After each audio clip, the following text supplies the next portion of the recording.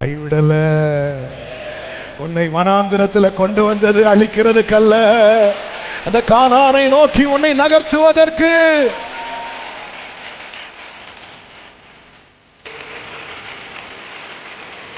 ஆகாரின் அப்போதைய பிரச்சனையை மாற்ற ஒரு துருத்தி தண்ணீர் போதும். ஆண்டவர் எடுத்தது அப்போதைய பிரச்சனை மாற்றல்ல, லைஃப் டைம் உனக்கு தண்ணி பிரச்சனை இருக்கக்கூடாது. ஒரு காரியத்துக்காக ரொம்ப அளவுக்கு காரணம் கொண்டு அந்த காரியத்துக்காக அள வைக்க. தீயையும் தண்ணீரையும் கடந்த உன்னை கைவிடாமல் பாதுகாத்தது, அநேகருக்கு ஆசீர்வாதமான ரசத்தை கத்தர் உனக்கு. எத்தனை பேர் சொல்வீங்க? எத்தனை பேர் சொல்வீங்க ஆமென்? நீ இல்லைன்னு வந்து நிக்கிற தெரியும். இன்று முதல் நான் உங்களை ஆசீர்வதிப்பேன். என் ஆண்டவர் இல்லாதவைகளை இருக்கிறதை போல நல்ல கரங்களை தட்டி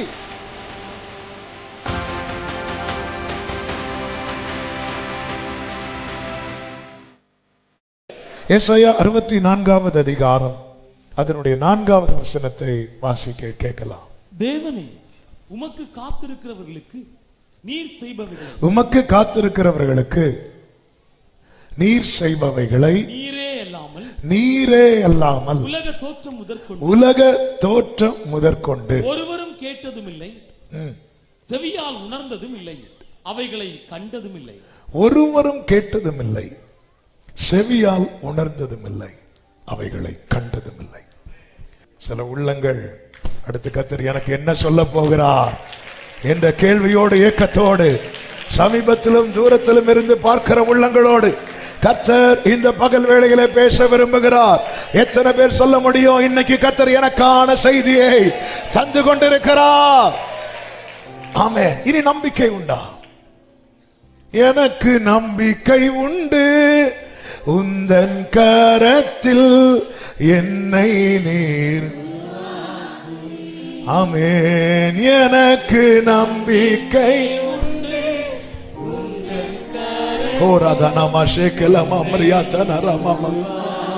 ஏசாயா 64வது அதிகாரத்தின் 5வது வசனத்தின் பிற்பகுதியிலே இப்படி சொல்லப்பட்டிருக்கிறது, இன்னமும் தப்பி இருக்கிறோம். கைகளை உயர்த்தி ஆமென் சொல்லுங்க பார்க்கலாம். இதுதான் நம்பிக்கை.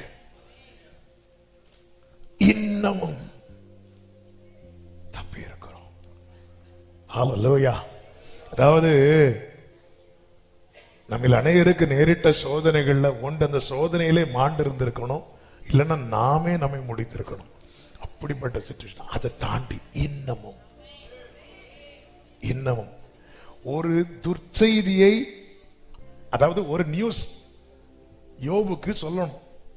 அந்த ஒரு செய்தியை ஒருவன் அறிவிக்க வேண்டும் என்பதற்காக அந்த கூட்டத்தில் ஒருவன் மேல அந்த ஆபத்து வராமல் கர்த்தர் காப்பார் என்றால், செய்தியை அறிவிக்கிறவனையே கர்த்தர் காக்கிறார்னா, ஆமென், அவர் ஆயத்தம் பண்ணினதை அனுபவிக்க போகிறவன கர்த்தர் காக்காமல் இருப்பாரா? இன்னமும் தப்பி இருக்கிறோம். இனி கவனிங்க, நம்ம உயிரோடு இருக்கிறோம். 3 காரியங்கள் நடந்ததுனாலதான் நம்ம உயிரோடு இருக்கிறோம். அதை மறந்துடவே கூடாது. ஒன்று என்ன தெரியுமா? அந்த 3மே கர்த்தர் செய்கிறது. ஏன் நம்ம தப்பி இருக்கிறோம்? ஒன்று, கர்த்தர் பராமரிக்கிறதுனால. யோபு சொல்லுகிறார் 10:12, எனக்கு ஜீவனை தந்ததும் அல்லாமல் தயவையும் எனக்கு பாராட்டினீர், உம்முடைய பராமரிப்பு என் ஆவியை காப்பாற்றினது. நீங்க எப்படிங்க உயிரோடு இருக்கிறீங்கன்னா, கர்த்தர் என்னை பராமரிக்கிறார். யோபுவின் மனைவியால பராமரிக்க முடியல. நல்லா புரிந்து கொள்ளுங்கள். ஒரு லெவல் தாண்டும் போது ரொம்ப நெருங்கின உறவுகளே சொல்லுவாங்க, இவங்க வேதனைப்படுறத பார்க்க முடியல. அதன் அர்த்தம் என்ன?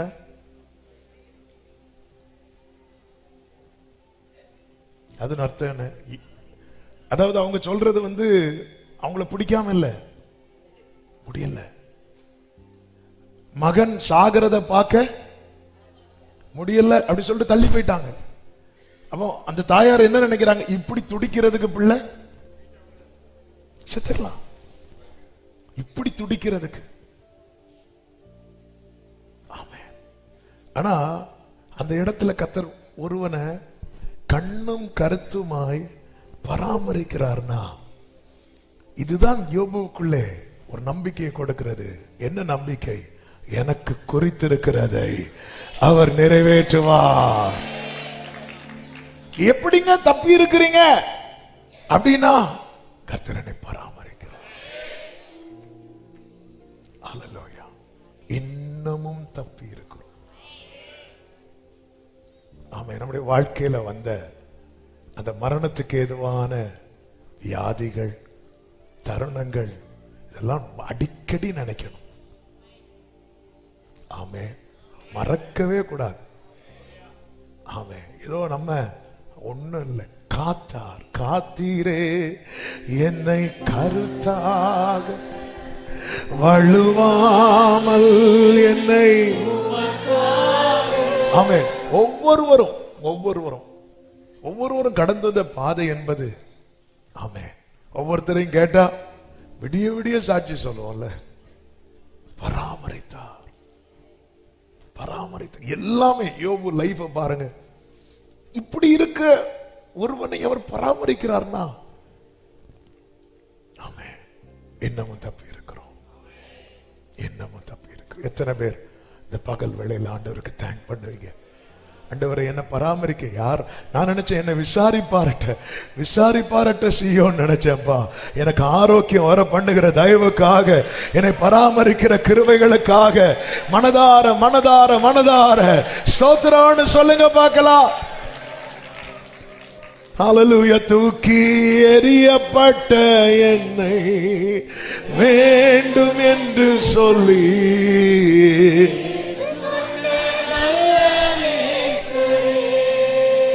இன்னமும் தப்பி இருக்கிறோம். எப்படி? என்னத்த வாழ்க்கை, என்னத்த வாழ்ந்து. வேண்டாம், தேவையில்லாம எதுவும் பேசிடாதீங்க. இன்னமும் தப்பி இருக்கிறோம். இந்த பேப்பர் ஆகட்டும், யூடியூப் ஆகட்டும், நியூஸ் சேனல் ஆகட்டும், இந்த மரண செய்தி தான் ஜாஸ்தி வருது. யுத்தங்கள் அங்கங்கே நடக்கிறது.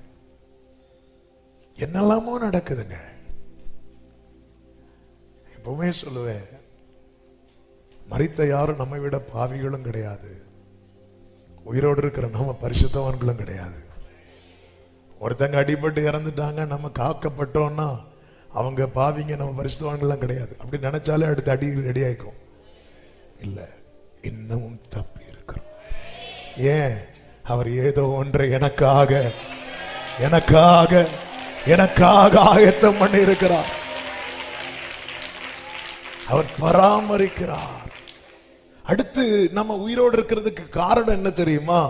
லூக்கா 13வது அதிகாரம் 6 முதல் நீங்க படிச்சீங்கன்னா, அப்பொழுது அவர் ஒரு உவமையை சொல்லுகிறார். அவன் தன் திராட்சை தோட்டத்தில் அத்தி மரத்தை நட்டிருந்தான். அவன் வந்து அதிலே கனியை தேடின போது ஒன்றும் காணவில்லை. அப்பொழுது அவன் தோட்டக்காரனை நோக்கி, இதோ 3 வருஷமாய் இந்த அத்தி மரத்திலே கனியை தேடி வருகிறேன், ஒன்றையும் காணவில்லை. வெட்டி போடு, இது நிலத்தை ஏன் கெடுக்கிறது என்றார். இதை வெட்டி போடு. 3 வருஷம் ஆச்சு, ஒண்ணு இல்ல, வெட்டி போட்டு அப்படி சொல்லும் போது, அதற்கு அவன், ஐயா, அதை பராமரிக்கிறவர் சொல்லுகிறாரு, அது இருக்கட்டும், அது இந்த வருஷமும் இருக்கட்டும், நான் அதை சுற்றிலும் கொத்தி எருப்போடுவேன். ஏன் இன்னும் தப்பி இருக்கிறோம் தெரியுமா? அவர் பராமரிக்கிறதுனால மட்டும் இல்ல, அவர் பரிந்து பேசிக் கொண்டிருக்கிறார். அவர் பரிந்து பேசுகிறார். எப்படி சொல்ற பாருங்க, இருக்கட்டும். அவர் இருக்கட்டும்னு சொன்னதுனாலதான் இருக்கிறோம். ஆமென். இயேசுவை எதுக்கு அப்புறம் சிலுவையில் அறைய கொண்டு போனாங்க சொல்லுங்க? எதுக்கு அப்புறம் சிலுவையில் அறைய கொண்டு போனாங்க? நைட்ல இருந்தே சத்தம் போட்டுட்டு இருக்கிறாங்கல்ல, அவனை சிலுவையில் அறையும். நைட்ல இருந்தே சத்தம் போட்டுட்டு இருந்தாங்கல்ல, எதுக்கு அப்புறம் கொண்டு போனாங்க? ஆக்ஷன் காட்டினா தெரியுமா?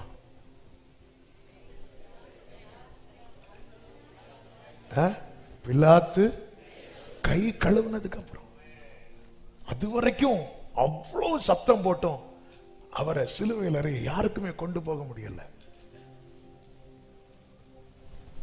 இப்படி மட்டும் பிதா கை கழுவி இருந்தா.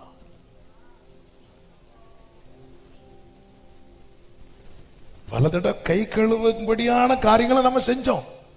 ஆனா கை கழுவ போகும்போது பக்கத்துல ஒருத்தர் இருந்து இருக்கட்டும்.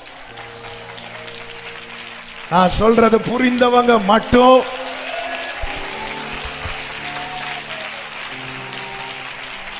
இயேசுவை கொண்டாடுங்கள்.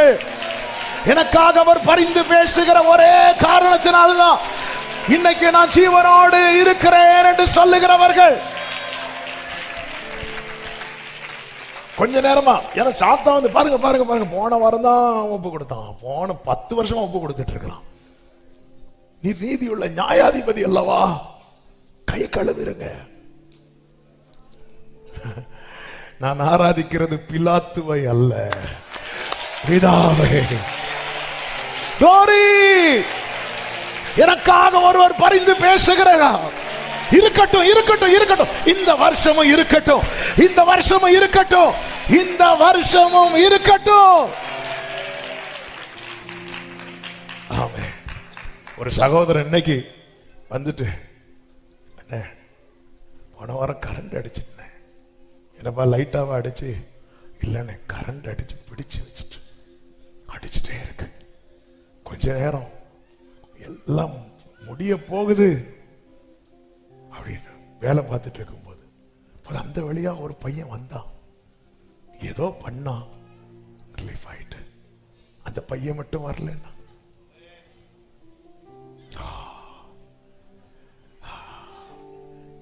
கை கழுவல, கைவிடல.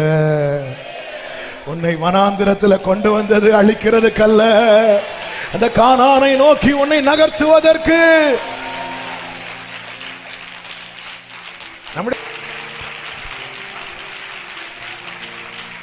ஆகாரின் அப்போதைய பிரச்சனையை மாற்ற ஒரு துருத்தி தண்ணீர் போதும். ஆனா ஆண்டவர் கொடுத்தது அப்போதைய பிரச்சனையை மாற்ற அல்ல, லைஃப் டைம் உனக்கு நீ தண்ணி பிரச்சனை இருக்கக்கூடாது. ஒரு காரியத்துக்காக ரொம்ப அழ வைக்கிறாருன்னா புரிஞ்சுக்கோங்க, அந்த காரியத்துக்காக இனி அழ வைக்க மாட்டார். ஏன் கர்த்தர் பாதுகாக்கிறார்? 2வது வசனம், அக்காலத்திலே நல்ல திராட்சரசத்தை தரும் திராட்சை தோட்டம் உண்டு. அவ்வளவுதான். ஏசாயா 65:8 சொல்லப்பட்டிருக்கிறது. கர்த்தர் சொல்லுகிறது என்னவென்றால், கர்த்தர் சொல்லுகிறது என்னவென்றால், ஒரு திராட்சை குலையில் ரசம் காணப்படும் போது அதை தொற்றாத, அழிச்சிராத.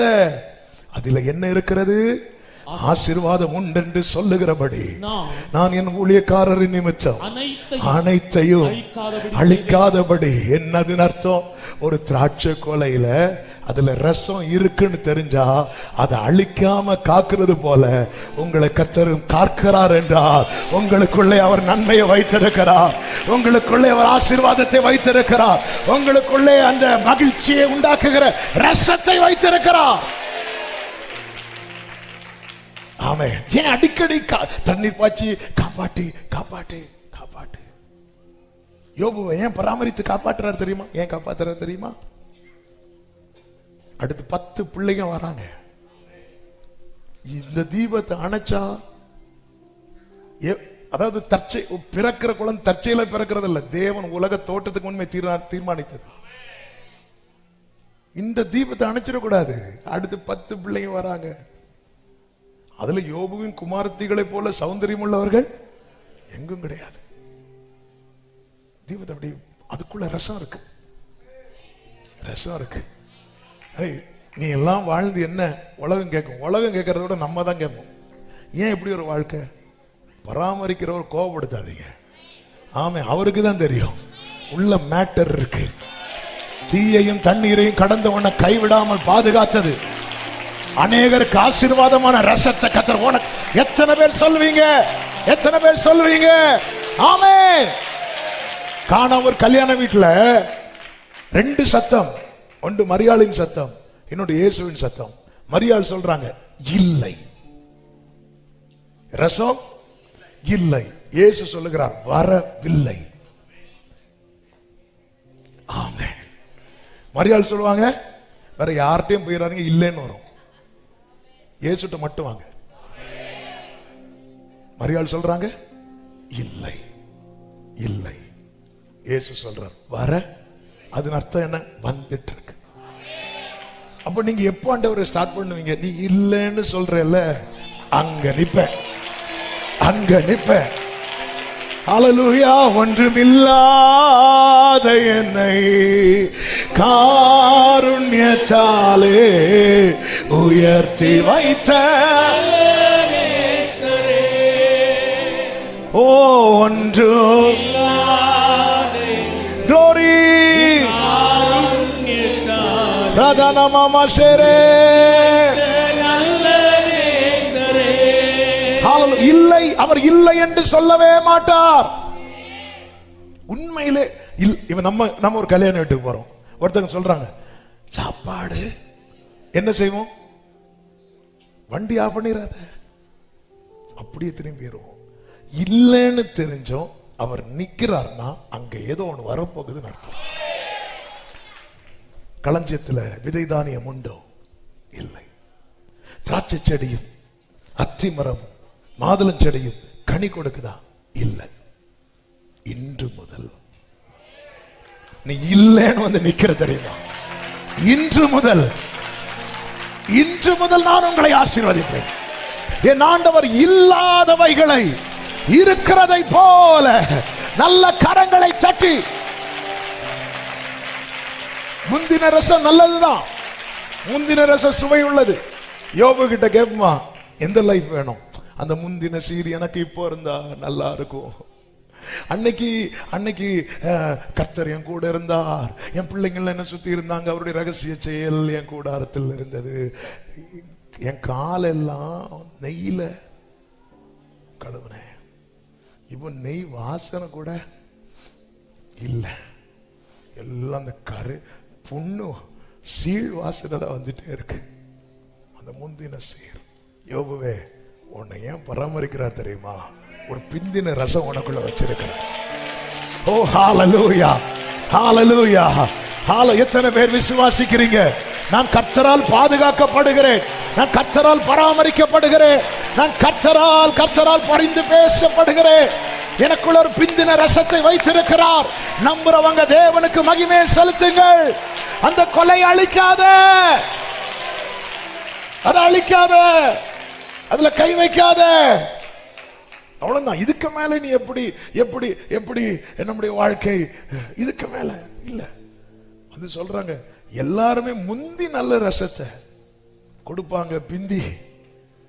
ஆமே. 40 வயசுல மோசே பாத்தீங்கன்னா அது முந்தின ரசம். அவர் நினைச்சாரு இப்போ ஏதாவது பண்ணாதான் உண்டு. ஒண்ணு இல்ல, போய் உட்காரு. இப்போ இல்லை, இப்போ ஸ்டார்ட் பண்றார் பிந்தின ரசம். ஹalleluya. எவ்வளவு குளோரியா இருந்துச்சு, எவ்வளவு மகிமையா இருந்துச்சு.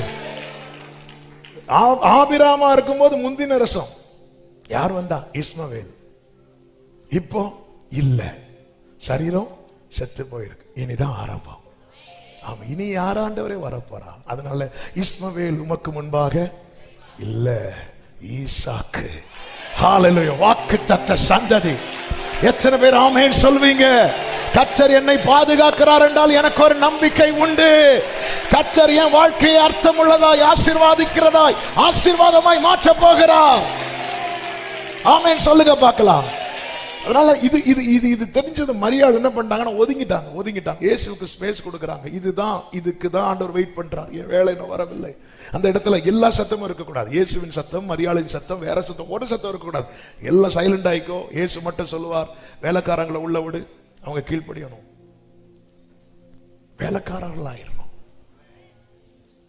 அந்த இடத்துல கண்காணியா வந்தா ஏன் என்ன வேலைக்காரங்க தான் கொஸ்டின் பண்ண மாட்டாங்க. அவங்க என்ன வேலை உண்டோ செஞ்சுட்டு போயிட்டே இருப்பாங்க. அப்படி ஆயிரணும். அதுக்கு தான் வெயிட்டிங், அதுக்கு தான் வேலை வரலன்னாரு.